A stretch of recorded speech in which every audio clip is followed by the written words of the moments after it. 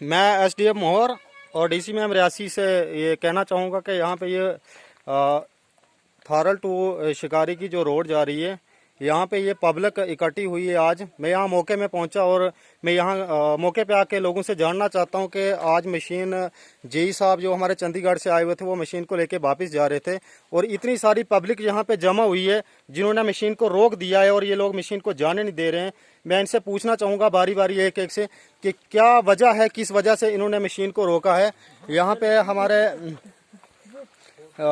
समझो मेरे पापा जी, मैं श्री दीवान चंद से पूछना चाहूँगा, ये वार्ड नंबर 7 के मेंबर भी हैं। मैं इनसे पूछना चाहूँगा कि क्या मुद्दा है इनका, किस वजह से इन्होंने मशीन को रोका है।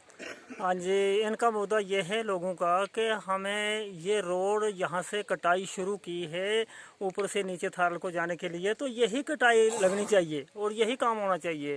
ठेकेदार साहब कह रहे हैं कि हम थारल से मोड़कर इस मशीन को, ये कटाई नहीं होती है इधर से तो हम उधर से करेंगे, तो लिहाजा लोग नहीं जाने दे रहे हैं। सब ही हमारा अभिमान यही चाहता है कि हम यहाँ मशीन को रोकेंगे और यहाँ से ही काम शुरू करेंगे। तो कुल मिला के लोगों का कहने का मकसद यही है कि काफ़ी अरसे से पहले यहाँ पे मशीनें आती रही और इस तरह से जाती रही। काफ़ी सारा लोगों का फसल का नुकसान भी हुआ है यहाँ पे, जिस वजह से आज ये लोग अपनी जिद पे अड़ चुके हैं कि अगर हमने अपनी फसलें यहाँ पे कटवा दी, ज़मीनें अपनी दे दी।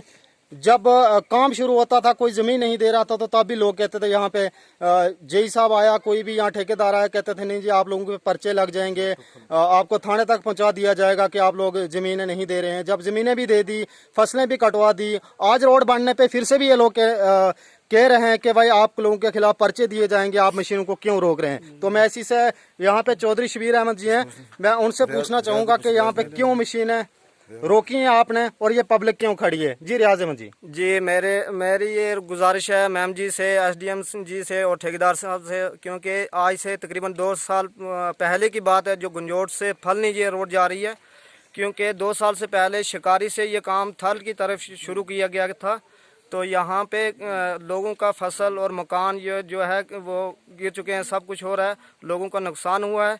तो मेरी ये मैम जी से, डीसी साहब से रिक्वेस्ट है कि यहाँ ही से काम शुरू किया जाए, क्योंकि ये बार बार यही मसला हो रहा है कि मशीन यहाँ पे आती हैं, 2-4 दिन के लिए खड़ी हो जाती हैं, फिर ठेकेदार साहब यहाँ से वापस ले जाते हैं।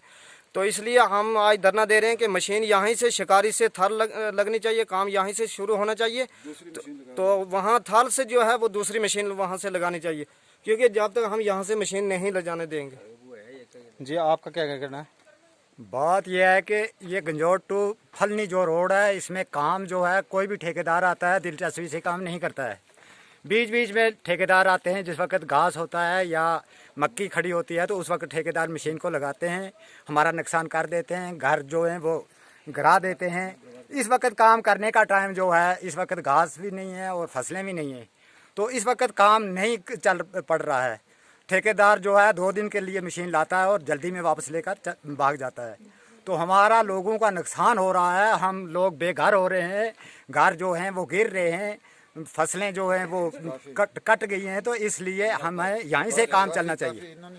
तो बस ये फाइनली मुद्दा है आप लोगों का कि आप मशीन को जाने नहीं दोगे यहाँ से।